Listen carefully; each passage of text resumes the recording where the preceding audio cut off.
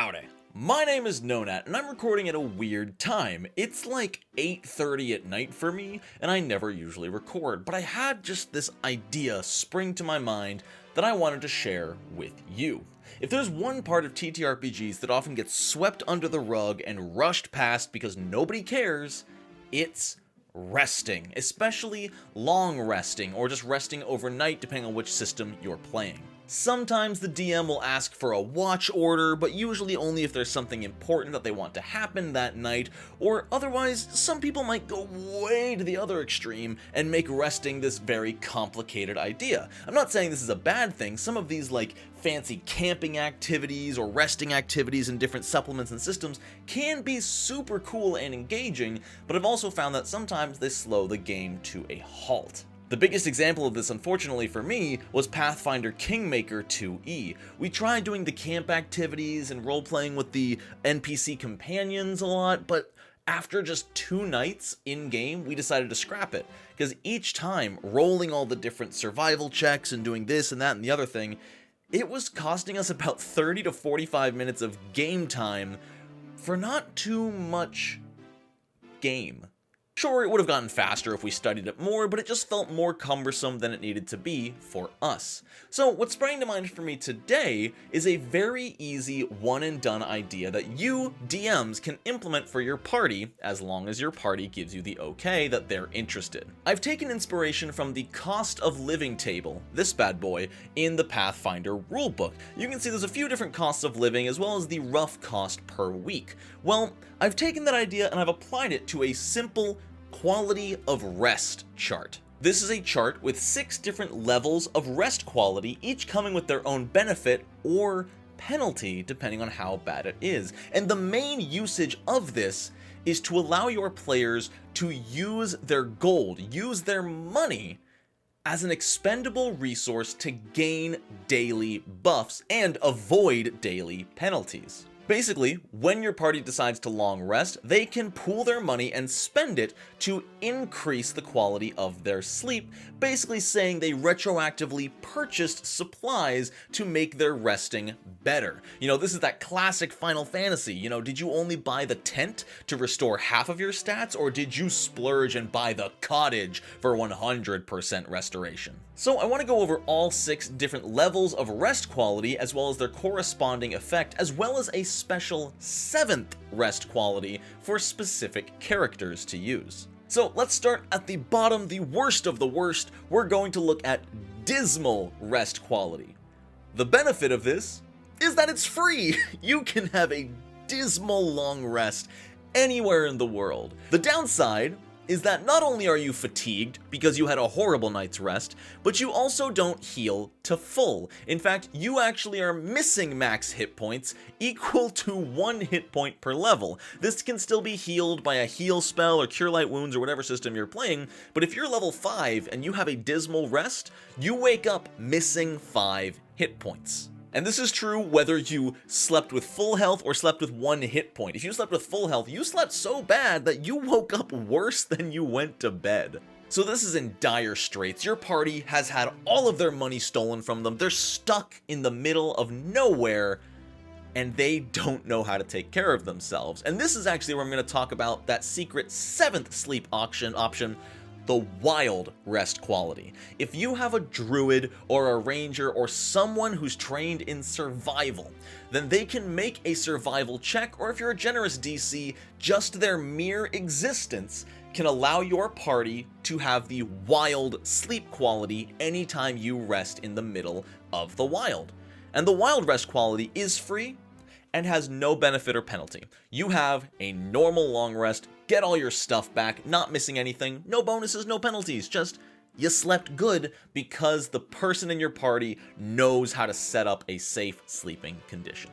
So those are the 2 free resting qualities. Let's start looking into what you can spend your money on, because again, the goal of this variant rule is to allow your players to spend their money on something on a nightly basis. You know, they don't have to go back to town to spend money. They don't have to find a trader.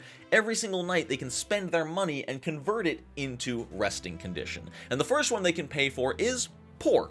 poor resting condition. It's not dismal, you're not sleeping on the dirt, but you're not exactly happy either.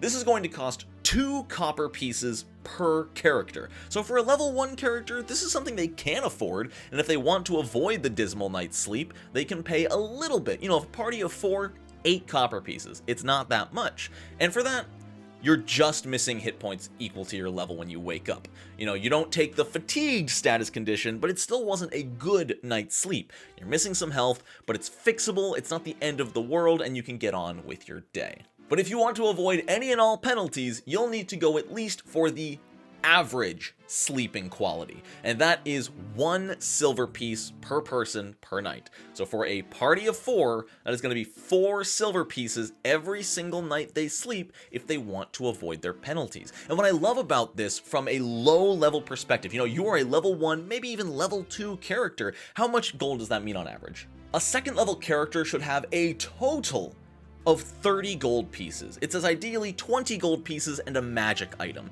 So if you've only got 20 gold pieces to your name, then trying to think between sacrificing a silver piece for no penalty or saving 8 copper and just spending it on the poor quality is a really interesting choice for your players to make. And your players don't even necessarily need to agree on sleeping conditions, you know? Maybe one of them bought a really nice sleeping bag, but the other one is just like, I don't need that. But for the sake of simplicity, it's probably best to keep your party all spending the same amount, but never deny them the opportunity to disagree and pay for different qualities.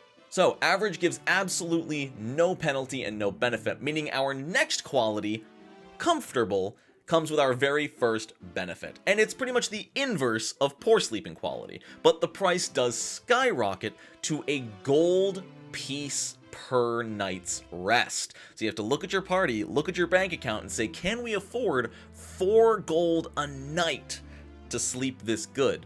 Because if you do, then you're waking up with 1 temporary hit point equal to your character level for 24 hours or until they're destroyed. So if you're level 5 and you have a comfortable night's sleep, you wake up with 5 temporary hit points that do not wear off until the next day. But after comfortable is where things start really getting really good benefits, but also really expensive, because the next level up of fine night's sleep costs 5 gold per person, meaning you are looking at 20 gold a night for a party of 4. But anyone who has a fine night's sleep gets an untyped +1 bonus to armor class. Flat out, straight out. This is where things get really, really powerful, because that untyped bonus is almost impossible to come by. I thought about making it a status bonus, but I feel like that invalidates a lot of magic items, and not magic items, but like potions and elixirs and other different class abilities that grant status bonuses, and I don't want this variant rule to step on certain classes, like the Bard's Inspired Defense. So as the GM, you can know they have access to this, especially if they have the funds for it, and you can prepare combats respectively.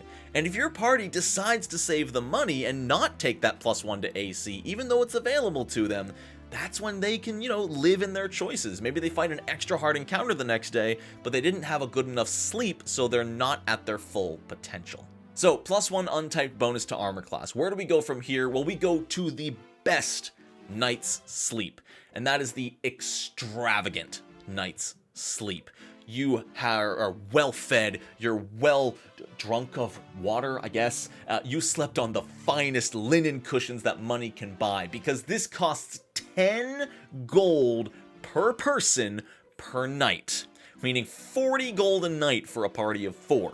But this does give you a +1 untyped bonus to armor class and saving throws. If you'll notice, I've actually used the complete inverse of the fatigued condition. Fatigued is -1 to armor class and saving throws. The extravagant night's sleep is +1 to armor class and saving throws. This is the complete opposite of the fatigued lack of sleep. You had such great sleep that you are fighting above your normal potential.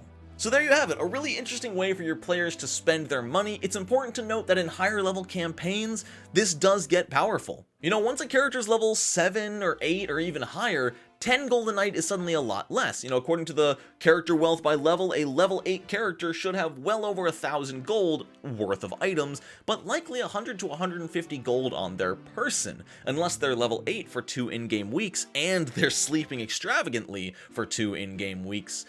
They will probably have the money to sleep this way every night. So I do recommend this variant rule a bit more for a low-level campaign, giving them something to spend their money on. But if you think that this is too powerful for too cheap, you can absolutely scale the money faster. Maybe leave the dismal, poor, and average where they are, but you can bump up the comfortable, fine, and extravagant costs a lot higher if you want them to only be available to really high-level adventurers. But I'm curious to hear what you think. What do you think about the 7 different qualities of long rest? Would you use this rule in your campaign? Do you think it's not super necessary? Do you think it's too powerful? I'd love to hear from you. But yeah, I just figured it's almost my bedtime. I'm sleepy. I haven't been sleeping great. That's an idea for a homebrew. Use what you know.